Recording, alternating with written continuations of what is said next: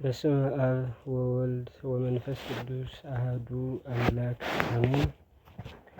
ሰላም በያላችሁበት የተከበራችሁ የአርከለዲስ ሚዲያ ቤተሰቦች እንዴት ናችሁ? የእግዚአብሔር ሰላም ከእናንተ ጋር ይሁን።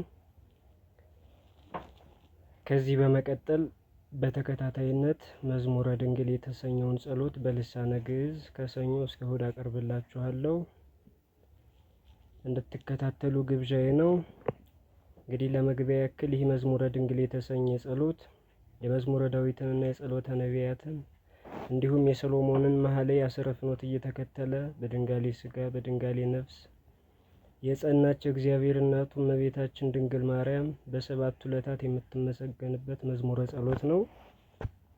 እመቤታችን እንግዲህ መትሕተ ፈጣሪ መልዕልተ ፍጡራን እንደመሆኗ መጠን የምትመሰገነው በሰብአዊ ፍጡር አንደበት ብቻም አይደል፣ መላእክትም እህትን ነያ ሀዳሰዩ ጣይዋ እያሉ ያመሰግኗታል እንጂ።